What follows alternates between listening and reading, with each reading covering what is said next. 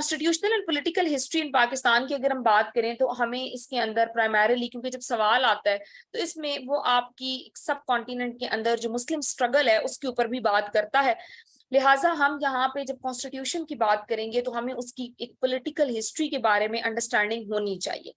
تو سب سے پہلے بچوں اگر ہم دیکھیں تو آپ لوگوں کو اس چیز کے بارے میں آئیڈیا ہوگا، اگر آپ نے پاکستان افیئر تیار کر لیا ہے، آپ کر رہی ہیں، تو ان بیسکس کے بارے میں آپ کی انڈرسٹینڈنگ ہوگی کہ 1857 کے بعد کے حالات کس طریقے سے ہیں اور کون کون سے کمپوننٹس ہیں کہ جن کو ہم نے دیکھنا ہے. اب یہاں پہ کچھ چیزیں جو سمجھنا بڑی ضروری ہیں. اچھا، 1857 کی جنگ آزادی کے بعد ہم یہ دیکھتے ہیں کہ بنیادی طور پہ جو مغل ہیں ان کا دور حکومت ختم ہوتا ہے. آپ لوگوں کو اسلام پاکستان افیئر میں میں نے بتایا تھا کہ عزیز کی کتاب ہے میکنگ آف پاکستان، جس کے اندر آپ اگر دیکھیں تو آپ کو بہت سارے فنڈامنٹل پوائنٹس پتہ چل جاتے ہیں کہ مسلمان اگر ہم دیکھیں تو بر صغیر کے اندر ہمیشہ سے مائنورٹی تھے، میجورٹی نہیں تھے، وہ 1/4 آف دا ٹوٹل پاپولیشن تھے، لیکن اس کے باوجود وہ ایک بہت لمبے عرصے تک انہوں نے حکومت کی. اور پھر ہم یہ دیکھتے ہیں کہ سب سے پہلے جب انگریز دنیا کے اندر کولونائزیشن کی طرف جا رہا تھا، دنیا کو اپنی کالونیز بنا رہا تھا، تو ایسے میں ہمیں یہ دیکھنے کو ملتا ہے کہ فنڈامنٹلی سب سے پہلے وہاں پہ وہ ایز اے ٹریڈرز آئے. لیکن جو مغلز ہیں ان کے ڈاؤن فال کے اگر ہم ریزنز کو دیکھیں تو ان کا کوئی رول آف سکسیشن نہیں تھا. ایسا نہیں تھا کہ بھئی اب ایک اگر بادشاہ جائے گا تو اس کے بعد کون سا آئے گا. وہ آپس میں لڑ مر رہے تھے. ان کی جو ہے وہ فوجیں جو تھیں ان کے مرال کم تھے اور عوام کے اوپر ہیوی ٹیکسز امپوز کر رہے تھے. تو یہ وہ تمام چیزیں تھیں، یہ وہ تمام کمپوننٹس تھے، یہ وہ تمام ایلیمنٹس تھے کہ جن کی وجہ سے پھر ان کا ڈاؤن فال ہوتا ہے.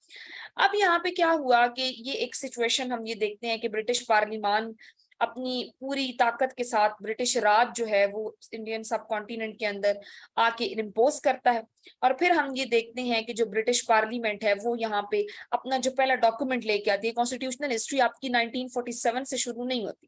کانسٹیٹیوشنل ہسٹری آپ کی شروع ہوتی ہے پرائمریلی وہاں سے کہ جب سے پاکستان کی بات ہونا شروع ہوتی ہے. ٹھیک ہے، تو لہٰذا آپ جب کانسٹیٹیوشنل ہسٹری پڑھنا شروع کریں تو آپ اس کو گورنمنٹ آف انڈیا ایکٹ 1935 سے پڑھیں، کیونکہ گورنمنٹ آف انڈیا ایکٹ 1935 آپ کا انٹرم کانسٹیٹیوشن بھی رہا ہے. جب پاکستان اور انڈیا بنے تو کچھ وقت کے لیے پاکستان اور انڈیا کا وقتی طور پہ جو آئین تھا وہ گورنمنٹ آف انڈیا ایکٹ 1935 تھا. اب ورلڈ وار 2 بچوں جب ختم ہوئی تو برٹش امپیریل گورنمنٹ نے انڈیپینڈنس کی بات کی کہ بھائی اب ہم کیا کر رہے ہیں، کیونکہ اس وقت پھر نیشن سٹیٹ کا کنسپٹ آپ کے سامنے ایمرج ہوتا ہوا دکھائی دیا. تو in order for the sake of peace کیا کیا جاتا ہے کہ بھئی ہم اب کیا کر رہے ہیں، اپنا ہاتھ ان سے اٹھا رہے ہیں اور یہ جو بر صغیر پاک و ہند ہے ان کو تقسیم کیا جاتا ہے اور جو لوگ ہیں وہ اپنی خواہشات اپنی توقعات کے مطابق جس ملک کو جوائن کرنا چاہتے ہیں وہ کر سکتے ہیں. تو ایسے میں ہم یہ دیکھتے ہیں کہ برٹش پارلیمان جو ہے وہ گورنمنٹ آف انڈیا ایکٹ یعنی کہ government India of India act کے بعد جو دوسرا امپورٹنٹ ڈاکومنٹ دیتی ہے جو کہ آپ کے کانسٹیٹیوشن کی بیس بنتا ہے وہ ہے انڈین انڈیپینڈنس ایکٹ 1947 1947 کا آپ کا انڈیپینڈنس ایکٹ.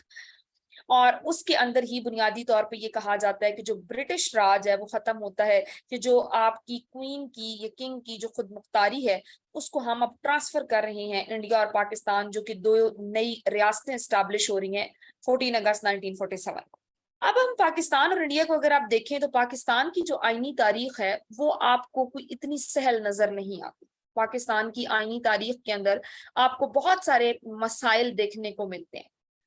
بہت سارے مسائل سے مراد یہ کہ پاکستان کی جو آئینی تاریخ ہے اس میں کچھ ایسے ایشوز ہمیں نظر آتے ہیں، کچھ ایسے پرابلمز نظر آتے ہیں کہ جس میں فنڈامنٹلی ہم یہ دیکھتے ہیں کہ پاکستان اپنا کانسٹیٹیوشن بنانے میں اس کو بہت زیادہ وقت لگا. سب سے پہلی چیز تو پاکستان کی ٹربل کانسٹیٹیوشنل ہسٹری بنیادی طور پہ یہ ہے کہ پاکستان بننے کے بعد سب سے پہلا مسئلہ ہمیں اگر جو ارلی کرائسس ہم دیکھتے ہیں تو ہمیں لیڈرشپ کے کرائسس تھے، کیونکہ 1 مین لیڈرشپ تھی. قائد اعظم کے بعد ہمیں کوئی ایسی شخصیت نظر نہیں آئی کہ جو لیڈ لے. ٹھیک ہے، تو اس کی وجہ سے جو ہے وہ ہمارے پاس پرابلمز ہوئے. تو پاکستان اس لیے ہم کہتے ہیں کہ کانسٹیٹیوشنل کرائسس کا شکار رہا ہے، اس لیے پاکستان کو اپنا آئین بنانے میں بہت زیادہ دقت ہوئی یا بہت زیادہ آپ یہ کہتے ہیں کہ دیر لگی. اور اس کے مقابلے میں اگر آپ دیکھیں تو انڈیا جو ہے اس نے اپنا کانسٹیٹیوشن وے بیفور بنا لیا. اب سب سے پہلا ہمارا ڈاکومنٹ ہے government of India act 1935. Quickly اس کو دیکھتے ہیں، ضروری نہیں اس کے اوپر سوال آئے لیکن کانسٹیٹیوشنل ہسٹری پہ وہ بات کرے تو ایک ایک پیراگراف ان کے اوپر آپ نے لکھتے جانا ہے. نارملی سوال یہ آتا ہے کہ 56 62 اور جو آپ کا 73 کا آئین ہے اس کو کمپیئر کریں. اچھا، کمپیئر اینڈ کنٹراسٹ میں آپ نے ان کے جرنل فیچرز کے اوپر بات کرنی ہوتی ہے، یا پھر پھر آپ کی 73 کے کانسٹیٹیوشن میں ہونے والی امینڈمنٹس کے اوپر بات ہو سکتی ہے. پاکستان کی کانسٹیٹیوشن پہ تھوڑا جو سوال آتا ہے وہ ایک ڈفرنٹ نیچر کا آتا ہے, ایک سمپل نیچر کا آتا ہے, اس میں کوئی اتنے پرابلمس نہیں ہوتے کہ آپ کو کرنا پڑے. ہمارا بنیادی طور پہ سب سے بڑا ایشو یہ تھا کہ آپ کے کانسٹیٹیوشن کے اندر جو آپ کی ایک وہی بات میوزیکل چیئر گیم بٹوین آپ کی سولین اور ملٹری گورنمنٹ, وہ بھی ایک بہت بڑی ریزن رہی. اس کے بعد آپ کی پہلی کانسٹیٹیوشنل اسمبلی سے ہی جو کرائسس شروع ہوئے کہ جس میں کہ آپ کا جو نظریہ ضرورت ڈاکٹرائن آف نیسیسٹی ہے اس نے بھی بہت زیادہ پلج کیا. تو یہ کچھ جو چیزیں ہیں یہ آپ کہہ سکتے ہیں کہ ریزن بنی ڈیلے ان کانسٹیٹیوشن میکنگ کی, اور پاکستان جو ہے وہ کانسٹیٹیوشنل کرائسس کا شکار رہا. اچھا, اب گورنمنٹ آف انڈیا ایکٹ کی اگر ہم بات کریں تو بچوں جو آپ راؤنڈ ٹیبل کانفرنس ہوئی جس کو رامسے میکڈونلڈ جو ہیں انہوں نے لنڈن میں بلایا کہ بھائی بہت مسئلے ہو گئے ہیں, لیکن سٹل یہ ہوا کہ رامسے میکڈونلڈ نے کہا کہ برے صغیر پاک و ہند کے اندر بڑے مسائل ہیں, مسلمان بنیادی طور پہ اپنے الیکٹوریٹ کی بات کرتے ہیں, وہ کہتے ہیں کہ بھائی ہم تو لڑ مر گئے, یہ کیا ہو گیا, کیسے ہو گیا. تو فنڈامنٹلی ہمیں اب ان کی بنیادی طور پہ جو قیادتیں ہیں, مسلم میجورٹی کی جو قیادت ہے یا اور دوسری بات ہندو میجورٹی کی, ان کو ہمیں بلانا ہے اور ہمیں اب ان سے رائے لینے کی ضرورت ہے. تو جو آپ کی وہ فیمس 3 گول میز کانفرنس ہوئی, اس کے اندر جو دوسری گول میز کانفرنس تھی جس کو آپ راؤنڈ ٹیبل کانفرنس کہتے ہیں, اس میں مہاتما گاندھی اور باقی لیڈرز موجود تھے. تو ایسے میں اب برٹشرز کی طرف سے ان کو وائٹ پیپرز دیے گئے. حکومتی ایوانوں میں یا حکومت کی زبان اگر آپ دیکھیں یا ایڈمنسٹریشن کی زبان میں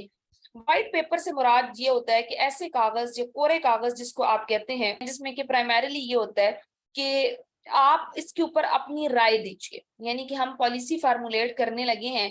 تو اس کے اندر اب آپ اپنی رائے دیں, یہ پالیسی ڈاکومنٹس ہیں, اور پھر ہم الٹیمیٹلی کیا کریں گے کہ آپ کی رائے کو سامنے رکھتے ہوئے, آپ کی گائیڈ لائنز کو سامنے رکھتے ہوئے جو آپ کی فیوچر میں پالیسی ہے وہ اس کے تحت بنائی جائے گی. ٹھیک ہے, تو یہ چیز جو ہے یہ بڑی امپورٹنٹ ہوتی ہے. تو اس میں جب ان کو وائٹ پیپرز دیے گئے اور پھر اس کے بعد الٹیمیٹلی ان دونوں جو قیادتیں ہیں انہوں نے اپنی رائے دی, تو پھر ہم یہ کہتے ہیں کہ گورنمنٹ آف انڈیا ایکٹ میں ان کی وہ رائے ہمیں ریفلیکٹ ہوتی ہوئی دکھائی دے. اچھا, اس کے بعد کیا ہوا کہ سر سیمیول ہارس جو کہ secretary of state of India تھے, secretary of state of India کا ایک بڑا امپورٹنٹ انسٹیٹیوشن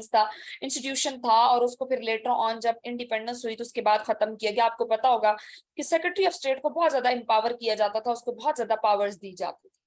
اب جب سر سیمیول ہارس کا دور تھا تو اس وقت یہ ایکٹ آیا جس کو ہم گورنمنٹ آف انڈیا ایکٹ 1935 کہتے ہیں.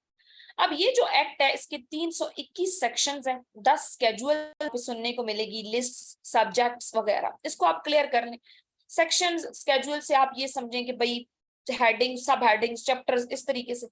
اب لسٹ سے مراد یہ ہے کہ بھئی آپ کے پاس جو جب بھی بات ہو نا سبجیکٹ, تو اس سے مراد آپ یہ سمجھیں منسٹری, مختلف منسٹریز ان کو دیکھ رہی. 3 لسٹیں ہیں بنیادی طور پہ. جب بات ہوتی ہے نا سبجیکٹ کی, تو سبجیکٹ سے بنیادی طور پہ ہماری مراد یہ ہوتی ہے کہ بھئی جو جیسے کہ آپ سمجھیں کہ سبجیکٹ میں ہیلتھ ہے, ایجوکیشن ہے, فائنانس ہے, یہ تمام چیزیں آپ کے سبجیکٹس ہیں. ٹھیک ہے, ان کو ہم سبجیکٹ کہتے ہیں, یا اس کے اندر پرائمریلی ہمارے جو سبجیکٹس ہوتے ہیں وہ انوالو ہوتے ہیں, منسٹریز جو ہیں ان کو ڈیل کرتی ہیں. اب 3 لسٹوں سے مراد یہ ہے کہ اب آپ نے کیا کیا کہ ایک لسٹ بنا لی اور آپ نے کہا کہ بھئی اب جس طرح اشرف ہیں تو وہ یہ کریں گے کہ پولیٹیکل سائنس جو ہے اس کی تیاری کرائیں گے, کرمنالوجی کی تیاری کرائیں گے, اور پھر آپ نے کہا کہ جو کرن ہے وہ پنجابی کی اور پاکستان افیئر کی ان سبجیکٹ کی تیاری کرائیں گے. اب لسٹیں جو ہوتی ہیں اس میں بنیادی طور پہ کیا تھا کہ 3 لسٹیں ہوں گی. ایک ہوگی فیڈرل لسٹ جس کو آپ وفاقی لسٹ کہتے ہیں, ایک آپ کی ہوگی پروونشل لسٹ جو کہ آپ کی صوبائی ہوگی, اور ایک آپ کی کنکرنٹ لسٹ ہوگی. یعنی کہ جو فیڈرل لسٹ ہے اس میں وہ چیزیں آپ کی ہوں گی کہ جس کے اوپر آپ کی فیڈرل گورنمنٹ لا میکنگ کرے گی. جیسے کہ آپ یہ کہیں کہ اس کے اندر کمیونیکیشنز ہے, بجٹ ہے, فارن افیئر ہے. میں اگزامپل کے طور پہ بتا رہی ہوں, اس کو آپ کی سینٹرل گورنمنٹ, فیڈرل گورنمنٹ دیکھے گی, اس کی پالیسی میکنگ کرے گی, لا میکنگ کرے گی. پھر اس کے بعد جو پروونسز کی لسٹ ہے اس میں صوبوں کا ہیلتھ سسٹم ہے, ایجوکیشن سسٹم ہے, لوکل گورنمنٹ ہے, اس کے اوپر پروونسز بات کریں گے.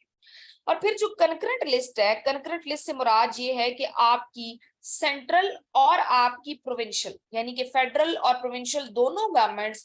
اس چیز کے اوپر لا میکنگ, پالیسی میکنگ کریں گی. جیسے کہ ہم یہاں پہ کہتے ہیں کہ واٹر صوبوں کا بھی مسئلہ ہے, واٹر فیڈرل کا بھی مسئلہ ہے, تو واٹر کے اوپر جی یہ دونوں لا میکنگ کریں گے. اب ایسے کیس میں اگر ان دونوں کے درمیان کوئی ڈسپیوٹ ہو جاتا ہے, ڈسپیوٹ سے مراد یہ ہے کہ سینٹر کہتا ہے کہ پانی کے اوپر ہمارا جو بجٹ ہے وہ ہم 5,000 روپیہ رکھتے, ٹھیک ہے, لیکن سینٹر کہتا ہے کہ نہیں نہیں ہمیں تو زیادہ چاہیے, آپ 7,000 کریں. اب یہاں پہ ان دونوں کے درمیان جب بحث چھڑ جاتی ہے, جب ڈسپیوٹ ہو جاتا ہے, تو پھر آپ یہ کو میں کہوں کہ کس کی بات زیادہ اہمیت کی حامل ہوتی ہے یا کس کی سے زیادہ ہوتی ہے, وہ ہے آپ کا سینٹر. کے پھر الٹیمیٹلی جو آپ کی فیڈرل گورنمنٹ کہتی ہے وہی ہوتا ہے, اور آپ کی فیڈرل گورنمنٹ پرائمرلی اس چیز کے اوپر آپ یہ کہیں کہ اس کی بات کی وقت زیادہ ہوتی, ٹھیک ہے. تو یہ ایک جنرل کنسپٹ آپ کو پتا ہونا چاہیے. اچھا, اس کے بعد ہم جو اگر دیکھیں تو سائمن کمیشن جو ہے اس نے اسی گورنمنٹ آف انڈیا ایکٹ کے تحت یہ کہا کہ یہ جو ڈائارکی ہے, یعنی کہ 2 انڈیپینڈنٹ گورنمنٹس تھیں انڈیا کے اندر یا سب کانٹیننٹ کے اندر, ان کو ختم کیا اور کہا کہ بھئی ایسا نہیں ہے کہ بھئی ایک حکومت دہلی کے اندر چل رہی ہے اور ایک حکومت اتر پردیش میں چل رہی ہے, ہمیں بنیادی طور پہ اس کا ایک اور میکانزم اڈاپٹ کرنا چاہیے اور اس کو ہم کہتے ہیں پروونشل اٹانومی یا صوبائی خود مختاریت. اس طرح یہ ہوگا کہ جو آپ کے صوبے ہیں, جس طرح کے مسلم میجورٹی کے پروونسز ہیں, جن کو کہ بنیادی طور پہ مسئلہ یہ ہے کہ بھئی ہم یہاں پہ مائنورٹی ہیں, ہمارے ساتھ برا ٹریٹمنٹ کیا جاتا ہے, ان کے جو حقوق ہیں ان کو سیف گارڈ کیا جائے گا, ان کو پروٹیکٹ کیا جائے, ٹھیک ہے. اور سینٹر کے اندر آپ کا فیڈرل فارم آف گورنمنٹ ہوگا, یعنی کہ گورنمنٹ آف انڈیا ایکٹ نے یہ کہا کہ ملک کے اندر وفاقی نظام حکومت ہوگا, اور اس وفاقی نظام حکومت کے اندر ہم جو پاورز ہیں ان کو اس طریقے سے ڈیوائیڈ کریں گے کہ 3 لسٹیں بنائیں گے, جس میں آپ کی ایک سینٹر, ایک پروونسز اور ایک آپ کی کنکرنٹ لسٹ ہو. اب اس پرپس کے لیے پھر گورنمنٹ آف انڈیا ایکٹ 1935 جو ہے وہ انٹروڈیوس کرایا گیا. That's all for today. اللہ حافظ and good luck.